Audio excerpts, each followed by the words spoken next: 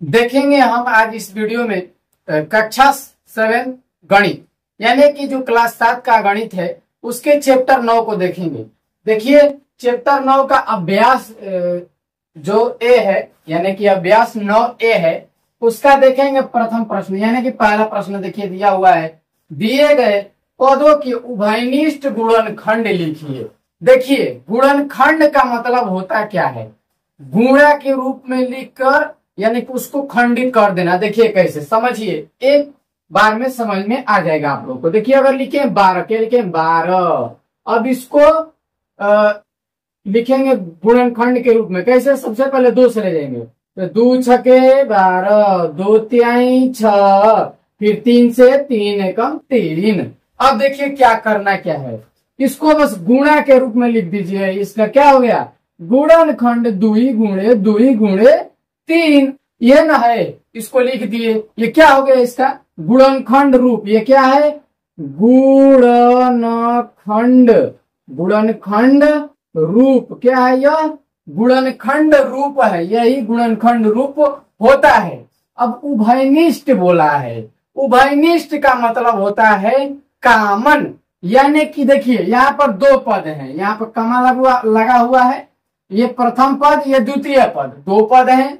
दोनों पदों में जो संख्या यानी कि चर पद या अचर पद, समझते हैं चर पद अचर पद, देखिए चर या अचर पद जो भी कॉमन हो उसको क्या करेंगे हम लिख देंगे, उसी को क्या बोलेंगे उभयनिष्ठ। जैसे यहाँ पर 12 लिखे हुए हैं, 12 का खंड किए, एक और ही लिख लेते हैं 14 और 14 का खंड कर लेते हैं। चलिए 2 से 2 7 14 और 7 से 7 एकम 7, 2 और 7 हुआ, यानी कि इसको लिख सकते हैं 2 गुणे 7।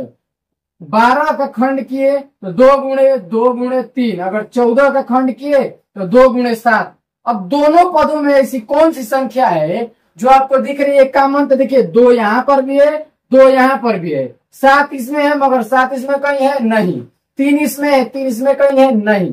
क्या कॉमन निकला हमारा, बस 2 का 2, यही इसका क्या हो गया उत्तर। यानी कि यही ये जो पद आया ये पद का आया उभयनिष्ठ, क्या आ गया उभयनिष्ठ, ठीक ना, ये क्या है उभयनिष्ठ पद, इसी को बोलते हैं, ठीक ना।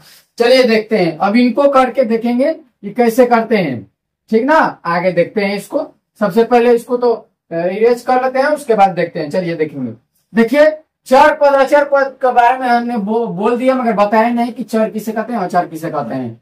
देखिए जो भी ए से जेड तक के अक्षर होते हैं, ए से कहां तक, ए से जेड तक, ए से जेड तक, इसको बोलते हैं चर पद। क्या बोलते हैं चर पद। 1 से अनंत तक, अनंत तक यानी कि 1 से अनंत तक जितनी भी संख्याएं होती हैं उन्हें हम बोलते हैं अचर, क्या लिखा रहा है अचर पद, क्या बोलते हैं अचर पद बोलते हैं, ठीक ना। चर अचर यही होता है और कुछ नहीं होता है। चलिए देखेंगे अब जानेंगे। अब इसको हम गुणनखंड करते हैं, खंड करेंगे इसको तो किस प्रकार से लिखेंगे, 7 बीच में कुछ नहीं यानी कि गुणे x, फिर बीच में कुछ नहीं यानी कि गुणा y, कामा है कामा लगा दीजिए। 35 को कैसे तोड़ेंगे, अगर हम 35 का खंड करते हैं तो यहाँ पर देखिए पहले किससे ले जाएंगे 5 से, फिर 5 7 हो गया 35, अब सिर्फ और सिर्फ 7 से जाएगा, ठीक ना। तो क्या है 5 गुणे 7 लिख सकते हैं इसको, यानी खंड का मतलब जितना छोट से छोट रूप कर दीजिए उसी को बोलेंगे खंड। अब इससे ये छोटा रूप इसको नहीं, देखिए लेके भी जाना है तो उस पद यानी सबसे पहले अगर लेके भी जाएंगे तो सबसे छोटी से छोटी संख्या से यानी 1 को छोड़ के, अगर 1 से ले जाते हैं तो वही संख्या आएगा, 2 से ले जाएंगे तो जाएगा ही नहीं, 3 से भी नहीं जाएगा, 4 से भी नहीं जाएगा, 5 से जा रहा है, यानी जिससे जाएगा उस संख्या से लेना हमको छोटे पद से ही है सबसे पहले, ठीक ना। चलिए देखते हैं 5 गुणे क्या लिखेंगे 7, 35 का हो गया। एक्स स्क्वायर का मतलब क्या, देखिए एक्स स्क्वायर इसको हम लिख सकते हैं x गुणे x, अगर यहीं पर क्यू होता है यानी कि x पर 3 घात तो x गुणे x, यानी कि जितना घात होता है उतना अगर फैला के लिख देंगे इसको। देखिए कितना छोटा में है, ठीक ना, इसमें इसको खींच के फैला दीजिए, एकदम रामबाणी और मारना है, ठीक ना। खींच के, कैसे खींच के एकदम फैला देना है। देखेंगे अब इसको। एक्स स्क्वायर है, एक्स स्क्वायर यानी एक्स गुणे एक्स कितने बार लिखेंगे? 2 बार। यहाँ पर भी स्क्वायर यानी कितने बार लिखेंगे? 2 बार। वाई गुणे वाई। अब ढूंढेंगे उभयनिष्ठ पद यानी कि जो कॉमन पद है। देखिए ये प्रथम पद, देखिए यहाँ पर कामा लगा दिए हुए हैं। ये प्रथम पद, ये द्वितीय पद। प्रथम पद में क्या है? 7 है, इसमें भी 7 है। चलिए लिख लेते हैं 7। इसमें x है, इसमें भी x है, यानी कि ये भी क्या हो गया? कॉमन हो गया। बीच में गुणा का चिन्ह लिखेंगे, बाद में गुणा भी कर लेंगे, या चाहे तो आप डायरेक्ट भी गुणा कर सकते हैं, ठीक ना। आगे देखेंगे यहाँ पर गुणे का चिन्ह लिख लेते हैं। अब देखिए y इस पद में भी है, यानी प्रथम पद में भी और द्वितीय पद में भी y है, तो यहाँ पर y लिख लेंगे। अब प्रथम पद में कुछ शेष नहीं बचा तो छोड़ दीजिए। अब इसको गुणा करके लिख दीजिए 7xy। गुणा करेंगे तो क्या आ गया? 7xy। ये क्या हो गया? यही इसका क्या हो गया? उत्तर हो गया। यानी कि उभयनिष्ठ पद यही है, यानी कि इसमें उभयनिष्ठ पद यही संख्या है, ठीक ना। आगे देखते हैं, इसको खंड करते हैं। चलिए इसको अब खंड करेंगे सेम उसी प्रकार से, इसमें भी कोई दुविधा नहीं है। देखिए 4 को, अब 4 को एकदम फैलाना है, एकदम खींच खाच के फैला दीजिए। 4 को क्या लिख सकते हैं? 2 गुणे 2। ठीक, अब m स्क्वायर है, इसका मतलब m को 2 ही बार लिखेंगे, कई बार? 2 बार। m गुणे m। चलिए m गुणे m हो गया। कामा है बीच में, कॉमा लिख लेते हैं। फिर आगे देखिए 6 है, 6 को लिख सकते हैं 2 गुणे 3। m स्क्वायर है, यानी कि इसको हम कितने बार लिख सकते हैं? m गुणे m 2 बार लिख सकते हैं। अब देखेंगे 8 को कैसे लिखेंगे।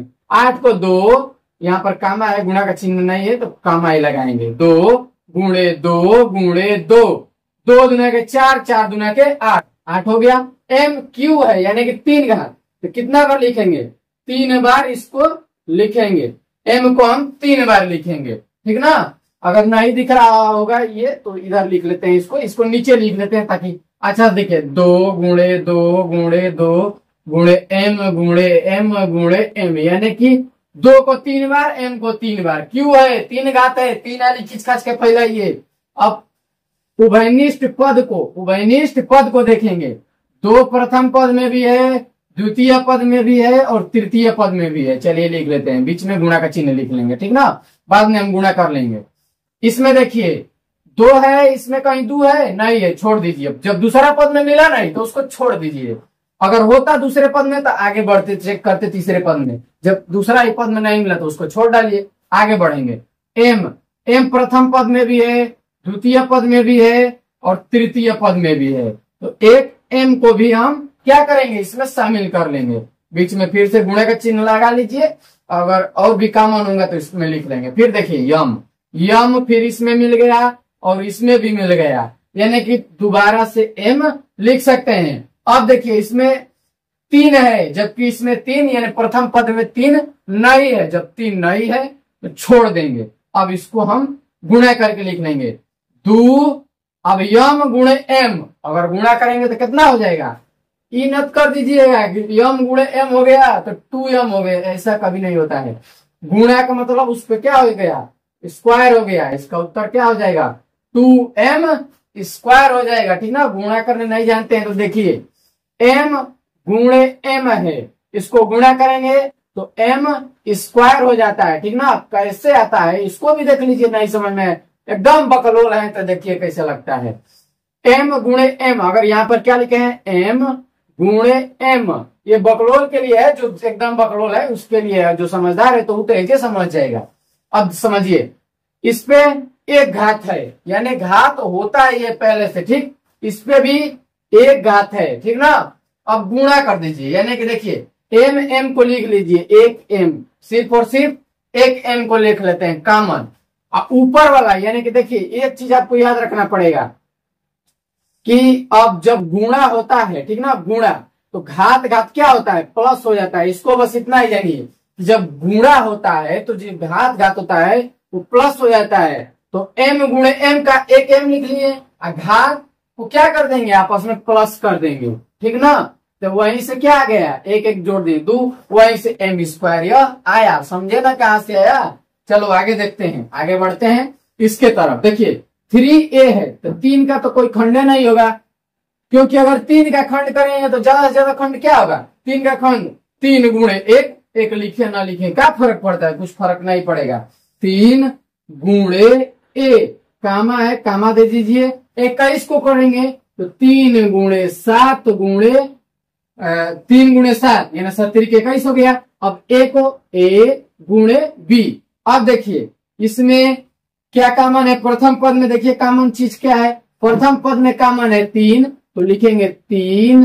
अब द्वितीय पद में 3 है, ठीक ना, उसीलिए लिख दिए हैं। इसमें भी है 3, इसमें भी है 3, इसमें ए है, इसमें भी ए है, यानी गुणे ए क्या हो जाएगा 3a। गुणा करेंगे तो क्या आ जाएगा हमारा 3a आ जाएगा। अब b बचा हुआ है, इसमें b है, ये नहीं है तो उसको छोड़ देंगे। अगर होता तो यहाँ पर b लिख दिए होते।